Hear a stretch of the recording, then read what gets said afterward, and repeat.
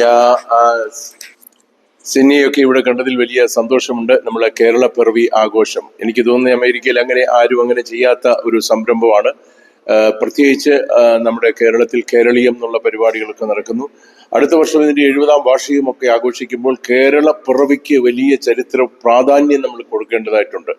കാരണം ഇന്ത്യയിലെ സാമൂഹ്യ സാംസ്കാരിക ചരിത്രങ്ങളൊക്കെ സംസ്ഥാനങ്ങളിൽ എടുക്കുമ്പോൾ കേരളത്തിന് പ്രത്യേകിച്ച് വലിയതായ വ്യത്യസ്തതകൾ ഉള്ളതാണ്. പ്രത്യേകിച്ച് നമ്മുടെ ശ്രീനാരായണ ഗുരുവൊക്കെ നമ്മുടെ നാട്ടിൽ നമ്മുടെ കേരള ചരിത്രത്തിൽ ഒരുപാട് വ്യതിയാനങ്ങൾ സാമൂഹ്യ വ്യതിയാനങ്ങൾ വരുത്തിയ വലിയ ആചാര്യന്മാരാണ്. അതുകൊണ്ട് നമുക്ക് ആ കേരളത്തെക്കുറിച്ചുള്ള വലിയ ഓർമ്മകൾ, കേരള പിറവിയെ പറ്റിയുള്ള ഓർമ്മകളൊക്കെ നമ്മൾ എടുക്കേണ്ടതായിട്ടുണ്ട്. ഹ്യൂസ്റ്റൺ റാന്നി അസോസിയേഷന്റെ നേതൃത്വത്തിൽ ഇങ്ങനെ ഒരു കേരള പിറവിക്ക് ഞങ്ങളുടെ റാന്നിക്കാർ മാത്രമല്ല പല ആളുകളും ഇവിടെ എത്തിച്ചേരുന്നുണ്ട്. ഒരു പുതിയ തുടക്കം എന്നുള്ള നിലയിലാണ് ഞങ്ങൾ ഇത് ചെയ്യുന്നത്. ധാരാളം ആളുകൾ ഈ കേരളത്തിന്റെ പ്രധാന കലകളായ മോഹിനിയാട്ടം, ഒപ്പന, ഓട്ടംതുള്ളല്, അങ്ങനെ മധുര മനോഹര ഗാനങ്ങൾ ഒക്കെയായി നിരവധി പരിപാടികളാണ് ഇന്നിവിടെ അവതരിപ്പിക്കുന്നത്. അതോടൊപ്പം തന്നെ നമ്മുടെ ഭക്ഷണത്തിൽ നമ്മൾ ചില വ്യത്യാസങ്ങൾ വരുത്തിയിട്ടുണ്ട്. വരുന്ന സമയത്തിന് തന്നെ നമ്മുടെ കേരളക്കാർക്ക് ഏറ്റവും പ്രിയപ്പെട്ട കൊഴുക്കട്ട, അതോടൊപ്പം തന്നെ ഉഴുന്നുവട, അതാണ് ഞങ്ങൾ കൊടുക്കുന്നത്. ഇനിയും ഞങ്ങൾ ചെയ്യുന്നത് കപ്പപ്പുഴുക്കാണ്. കപ്പപ്പുഴുക്കും ചമ്മന്തി, പിന്നെ കാന്താരി ചമ്മന്തി, മീൻകറി എല്ലാം കൂടി ഒരു ഐറ്റം, പിന്നെ ചക്കയാണ്. അതുകൊണ്ട് തികച്ചും കേരള തനിമയാർന്ന പരിപാടികളും കേരള തനിമയാർന്ന ഭക്ഷണ വിഭവങ്ങളും കൊണ്ട് ഇതിനെ ഒരു അടിപൊളി സംഭവമാക്കി മാറ്റാനുള്ള ഒരു ശ്രമത്തിലാണ് ഞങ്ങൾ. കടന്നു വരുന്ന എല്ലാവരെയും പ്രത്യേകിച്ച് സ്വാഗതം ചെയ്യുന്നു. ഞങ്ങൾക്ക് വേണ്ടി ഇതിന്റെ വോയിസ് റെക്കോർഡ് ചെയ്തിരുന്ന സെന്നി, പ്രത്യേകിച്ച് ഞങ്ങളുടെ എവ്ലിൻ ഇവിടെ എത്തിയിട്ടുണ്ട്. രണ്ടുപേർക്കും പ്രത്യേക നന്ദിയും സ്നേഹവും അർപ്പിക്കുന്നു. 5:30 മണിയോടുകൂടി നമ്മുടെ പരിപാടികൾ ആരംഭിക്കുന്നു. Thank you. ഹലോ, എന്റെ പേര് ജിൻസ് മാത്യു. ഞാൻ ഹ്യൂസ്റ്റൺ റാന്നി അസോസിയേഷന്റെ വൈസ് പ്രസിഡന്റ് ആയിട്ട് നിൽക്കുന്നു.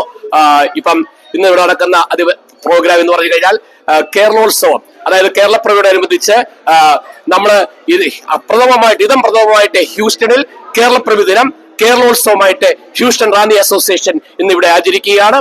അതില് റാന്നിയുടെയും റാന്നിയുടെ സുഹൃത്തുക്കളും ഇവിടെ കടന്നു വരുന്നു. തനി കേരളീയ വേഷത്തോടുകൂടിയും കേരളീയ വിഭവങ്ങളോടുകൂടിയുള്ള ഒരു പരിപൂർണ ഒരു കലാ സാംസ്കാരിക ചടങ്ങാണ് ഇന്ന് ഇവിടെ നടക്കുന്ന കേരളോത്സവം. നന്ദി, നമസ്കാരം. ഞാൻ എന്റെ പഠനം റാന്നി, എന്റെ പഠനം ആദ്യത്തെ റാന്നിയുടെ ഇതം പ്രഥമമായിരിക്കുന്ന റാന്നി ഗവൺമെന്റ് സ്കൂൾ, സർക്കാർ ഗവൺമെന്റ് സ്കൂളിലായിരുന്നു എന്റെ വിദ്യാഭ്യാസം. 1-ാം ക്ലാസ് മുതൽ 7-ാം ക്ലാസ് വരെ ആ സ്കൂളിന്റെ ഏറ്റവും തൊട്ടടുത്തുള്ള ഭവനമാണ് എന്റെ ഭവനം. അതിനുശേഷം ഞാൻ റാന്നിയിലെ ഇതം പ്രഥമമായിരിക്കുന്ന MS ഹയർ സെക്കൻഡറി സ്കൂളിലെ ഹൈസ്കൂൾ വിദ്യാഭ്യാസവും റാന്നി സെന്റ് തോമസ് കോളേജിൽ നിന്നും എന്റെ കോളേജ് ഗ്രാജുവേഷനും പൂർത്തീകരിച്ചു. അതിനുശേഷം ഇവിടെ വന്ന് ഹ്യൂസ്റ്റൺ കോളേജിൽ വന്ന് എന്റെ ഫാർമസി കോഴ്സ് എടുത്ത് ഞാൻ ജോലി ചെയ്യുന്നു.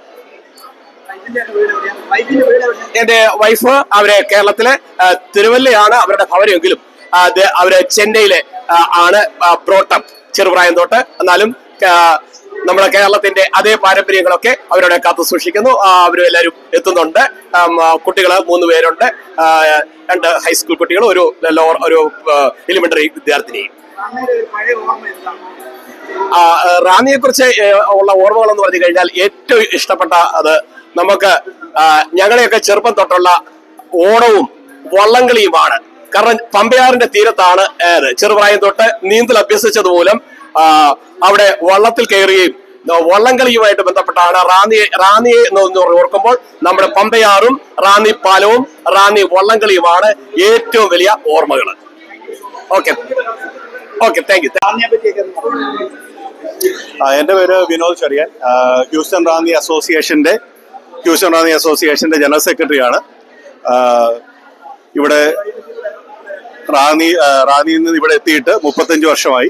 അമേരിക്കയിലാണ്. റാന്നി അസോസിയേഷന്റെ ഈ ഒരു പ്രോഗ്രാം ഒരു പുതുമ നിറഞ്ഞ പ്രോഗ്രാമാണ്. ഇതിനു മുമ്പ് ഹൂസ്റ്റണിൽ കേരള പിറവി ഇതിനു മുമ്പ് ആഘോഷിച്ചിട്ടില്ല വേറൊരു സംഘടനയും. ഈ പ്രാവശ്യം നമ്മൾ കേരള പിറവി ആഘോഷിക്കാൻ തീരുമാനിച്ചു. റാന്നി അസോസിയേഷന്റെ നേതൃത്വത്തിൽ ഒരു പുതിയ ഒരു സംരംഭമാണ്. നമ്മുടെ നാടൻ വിഭവങ്ങളൊക്കെ ഒരുക്കി കപ്പ, ചക്ക, അങ്ങനെയുള്ള ഐറ്റംസ് ഒക്കെ, കൊഴുക്കട്ട ഒക്കെ വെച്ച് ഒരു നാടൻ വിഭവങ്ങളൊക്കെ ഒരുക്കിയുള്ള മെനു ഒക്കെയാണ് ഒരുക്കിയിരിക്കുന്നത്. പിന്നെ അതുപോലെ തന്നെ വൈവിധ്യമാർന്ന കലാപരിപാടികളൊക്കെ ഉണ്ടായിരിക്കും. അപ്പം റാന്നി അസോസിയേഷനെ സ്നേഹിക്കുന്ന റാന്നിയുടെ മക്കളും മരുമക്കളും റാന്നിയെ സ്നേഹിക്കുന്ന എല്ലാ സുഹൃത്തുക്കളും ഇവിടെ ഒത്തുചേർന്നിരിക്കുകയാണ്. അപ്പോൾ എല്ലാവർക്കും ഒരിക്കൽ കൂടി ഹൂസ്റ്റൺ റാന്നി അസോസിയേഷൻ്റെ പേരുള്ള നന്ദി അറിയിക്കുന്നു. Thank you. റാന്നിയിൽ എൻ്റെ വീട് വൃന്ദാവനം. റാന്നിയിൽ ഞാൻ പഠിച്ചത് റാന്നി SC ഹൈസ്കൂളിലാണ്.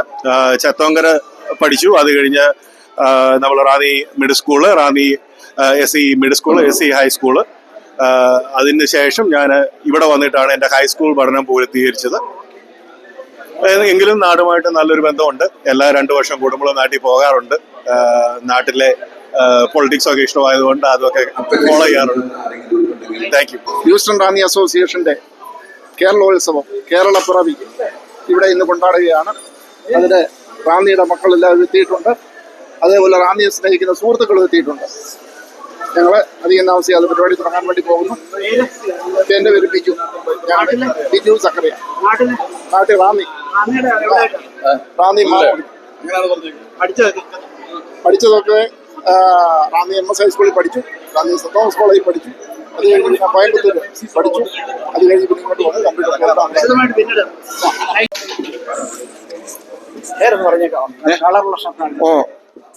എൻ്റെ പേര് ബിനു സക്രിയ. ഞാൻ HRAയുടെ ട്രഷറാണ് ഈ കമ്മിറ്റിയുടെ. ഇന്ന് ഞങ്ങൾ ആദ്യം ഓണം ചെയ്യണമെന്ന് ഞങ്ങൾ തീരുമാനിച്ചെങ്കിലും പിന്നീട് ഞങ്ങൾ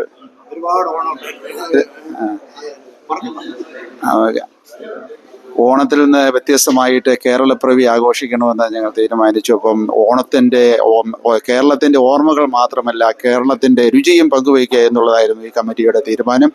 അതനുസരിച്ച് ഞങ്ങൾ വിഭവസമൃദ്ധമായ കേരളത്തിൻ്റെ തനതായ ചില വിഭവങ്ങളിലൂടെ ഒരുക്കിയിട്ടുണ്ട്. എല്ലാവരും വരിക, ആസ്വദിക്കുക.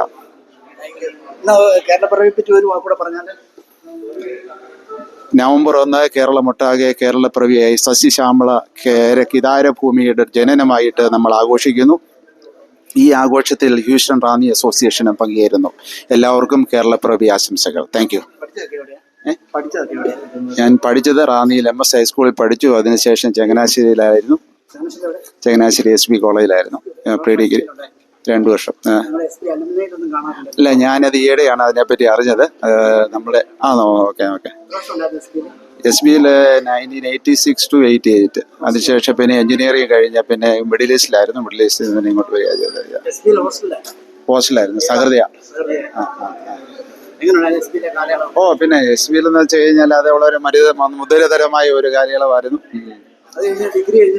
ഡിഗ്രി കഴിഞ്ഞ് എഞ്ചിനീയറിംഗ് പോയി. കോയമ്പത്തൂരാണ് എഞ്ചിനീയറിംഗ് കഴിഞ്ഞു. അതിനുശേഷം ഇലക്ട്രോണിക്സ് ആയിരുന്നു. ഞാനിപ്പോൾ ഇവിടെ ഓയിൽ ആൻഡ് ഗ്യാസിൽ വർക്ക് ചെയ്യുന്നു. ഇന്ത്യയിലെ ഒരു കോളേജിൽ